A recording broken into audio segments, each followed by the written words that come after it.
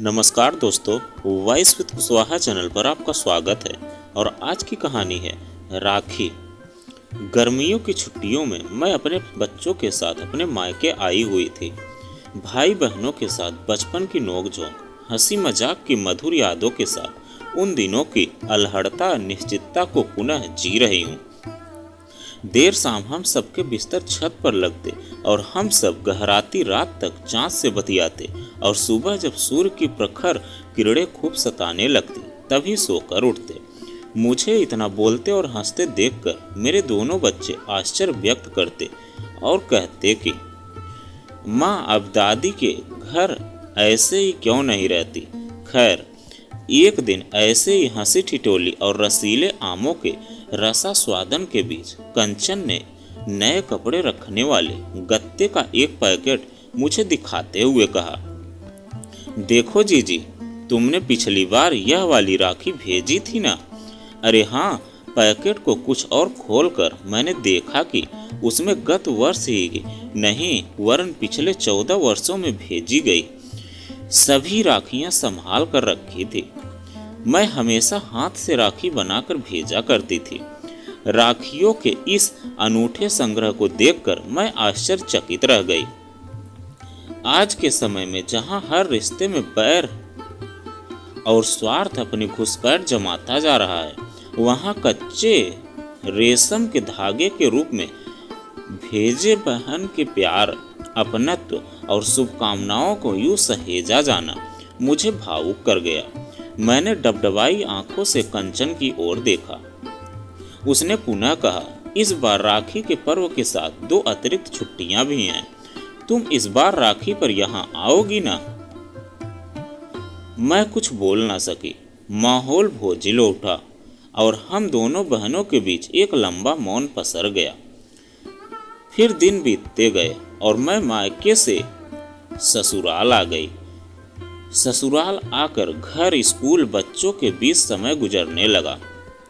जैसे ही सावन ने आमद दर्ज की, मेरे दिल में भी रक्षाबंधन पर्व का उल्लास दस्तक देने लगा। जो बहनें मायके से काफी दूर हैं, उनके लिए रक्षाबंधन पर्व अतिरिक्त उत्साह उमंग लेकर आता है, क्योंकि इस पर्व के साथ ही माता पिता का दुलार, भाई बहन का प्यार और सखी सहेलियों के सानिध्य की आस बधी होती है। मायके का अपनापन प्रतिवर्ष बेटियों को सींचता है और जिस प्रकार धरती इसी महीने जल संचय कर वर्षा भर की तरलता प्राप्त करती है, उसी प्रकार बेटियां साल भर की शक्ति और उत्साह लेने सावन में मायके आती हैं। तृप्ति का यही ईंधन हम बहनों को अगले वर्ष तक ऊर्जावान रखता है। मुझे राखी पर मायके जाने की अनुमति है? नहीं, बिल्कुल नहीं। मैं बेटी हूँ, बहू हूँ। मुझे तो दोनों कुलों का मान बनाए रखना है, इसलिए मैं चुप रह जाती और अनुमति ना होने की बात किसी से भी ना कहती। सावन की बूंदों के साथ मेरे हृदय की धरा भी भावनाओं के ज्वार से नम होने लगी। अनायास ही सावन गीत कजरी के बोल मेरी जुबान पर आ गए और मैं गुनगुनाने लगी। पर मेरा नीरज भैया तो वाला ही नहीं है। जिम्मेदार और खूब प्यार करने वाला है। वो राखी के बहुत पहले ही फोन करके बोलता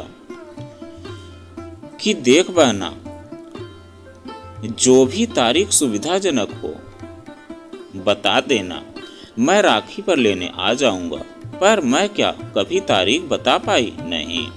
राखी पर मायके जाने के लिए पूछने पर सासू जी कहती, अभी तो गर्मियों में होकर आई है, अब बार बार क्या जाना, अब यहाँ की जिम्मेदारियां संभालो। ससुर जी को आने का खर्चा अखरता और पतिदेव ना खुलकर हाँ कहते और ना मेरे मायके जाने के नाम पर ही घर भर में एक अदृश्य सा तनाव हावी होने लगता। मैं यथासंभव सबको खुश करने का अतिरिक्त प्रयास करती, पर पता नहीं क्यों मेरे लिए सबकी आंखों में उलाहना या डांट ही नजर आती।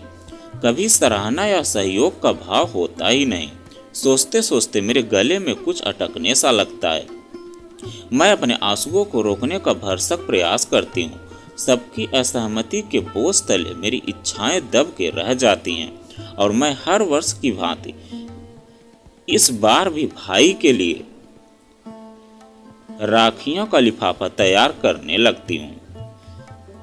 एक बहन की सिर्फ यही कामना होती है कि वह रक्षाबंधन पर्व पर स्वयं अपने हाथों से भाई के माथे पर तिलक और रोली सजाए और कलाई पर राखी बांधे। भैया के लिए राखी का लिफाफा तैयार करते करते मैं सोचने लगी कि इस बार भी राखी पर मेरा मायके जाना स्थगित है। अब तो बच्चे भी बड़े हो गए हैं और इस बार तो छुट्टियां भी ज़्यादा हैं। यदि भाई बहन पूछेंगे तो इस बार क्या बहाना बनाऊंगी मैं। मुझे यही चिंता सताने लगी। अपनी जिम्मेदारियों की बात क्या मैं कभी कह पाऊंगी? मेरी भाभी भी तो ससुराल में ही रह रही हैं, पर उनके साथ यह बेबसी कभी नहीं रही। फिर मैं जैसे स्वयं को ढांढस सा बंधाने लगती हूँ कि विवाह के पश्चात नए रिश्ते जुड़ने के साथ स्वतः ही नए दायित्व भी जुड़ जाते हैं। यह दायित्व हर स्त्री के मन पर शिलालेख पर लिखे शब्दों की तरह अंकित हो जाते हैं। और मैं भी एक स्त्री हूँ, कोई अपवाद तो नहीं। मैंने भी विवाह के पश्चात नए रिश्ते और नए दायित्वों को सहर्ष स्वीकार किया, पर पुराने रिश्ते को त्याग नहीं पाई। उनसे अपने जुड़ाव को, आत्मिक लगाव को कम नहीं कर पाई। मैं तो अपने माता पिता की देखभाल के दायित्व को भी महसूस करती हूँ, पर मजबूरीवश उन्हें कभी निभा नहीं पाई। जब से ससुराल वाली हुई हूँ तब से जैसे मैं दो टुकड़ों में बंटकर रह गई हूँ। आखिर यह व्यथा किससे कहूँ? समय अपनी अनवरत गति से गतिमान रहा और रक्षाबंधन का पर्व भी आ गया। त्योहार मनाने मेरी ननद आ चुकी है। हरी हरी मेहंदी हथेलियों पर सज चुकी है। उसकी खुशबू से हथेलियों ही नहीं, मन भी सुगंधित है। बच्चे कुछ त्योहार की चहल पहल और कुछ बुआ की लाई सौगातों में खुश हैं। सास ससुर अपनी बेटी के आने से उत्साहित हैं, तो पति देव त्योहार के साथ साथ छुट्टी का भी मजा उठाना चाहते हैं। कुल मिलाकर सभी खुश हैं। बस एक मैं ही अनमनी सी हूँ। मैं अपने कच्चे होते मन को दबाए ऊपर से खुश होने का दिखावा करती। यंत्र चालीस से अपनी ननद के लिए त्योहार की तैयारी कर रही थी। आज त्योहार है तो रसोई भी कुछ विशेष ही बनेगी। मन ही मन मैं अपने मायके में बनने वाले विशेष पकवानों को याद करने लगी।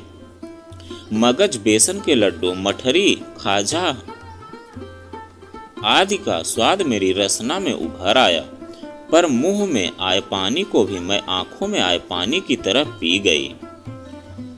मुझे देखकर सासू माँ मुझे बार बार टोक रही थी, पर मुझ में तो आज बहू नहीं बल्कि सिर्फ और सिर्फ एक बहन, एक बेटी ही मुख्तरित हो रही थी। मेरा मन बेपर ही बार बार अपने मायके उड़ा जा रहा था। राखी बांधने का मुहूर्त होने वाला है। घर में राखी का थाल तैयार किया जा रहा है। रंग बिरंगी चमकीली राखियाँ, अक्षत, रोली, रुमाल, श्रीफल, फैनी, मिठाई आदि सभी थाल को शोभा बनते जा रहे हैं।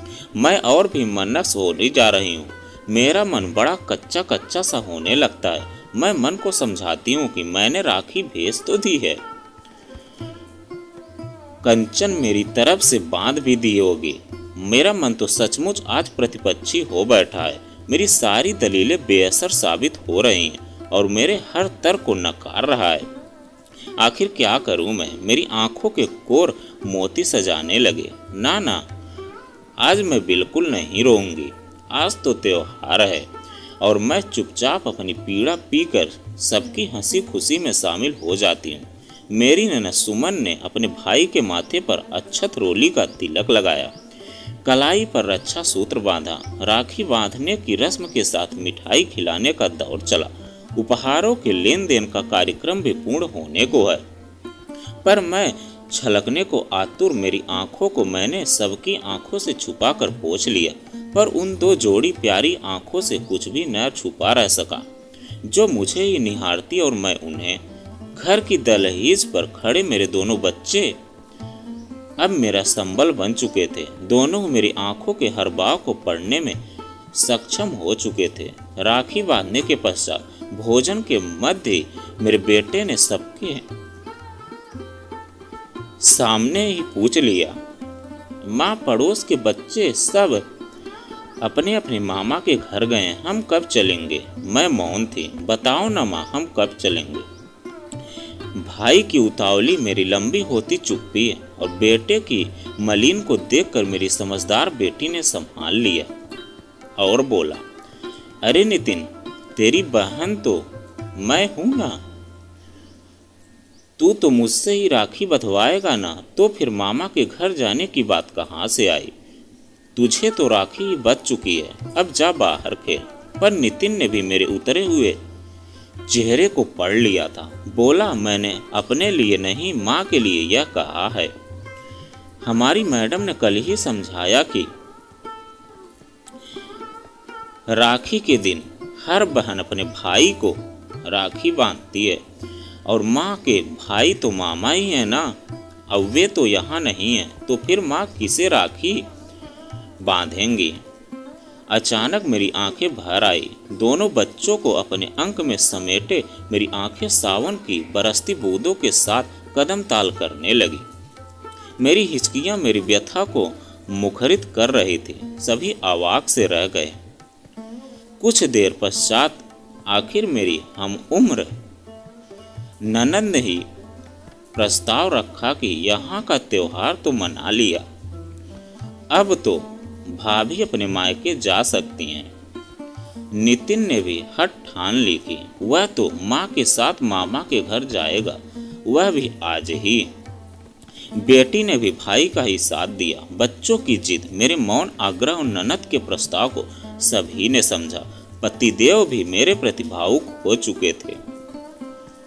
वे बोले, चलो बच्चों, राखी स्पेशल ट्रेन अभी दोपहर को है, उससे 2 घंटे में शाम होते होते तुम लोग ननिहाल पहुंच जाओगे।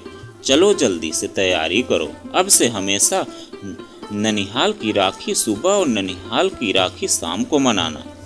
किसी ने भी कोई असहमति नहीं दर्शाई और मेरे तो जैसे पंख निकल आए थे। मैं वायुवेग से मायके जाने की तैयारी करने लगी। तो दोस्तों, यह कहानी आपको कैसी लगी कमेंट में लिखकर जरूर बताइएगा। अगर आप हमारे चैनल पर नए हैं तो प्लीज़ चैनल को सब्सक्राइब कीजिएगा और वीडियो को एक लाइक कीजिएगा।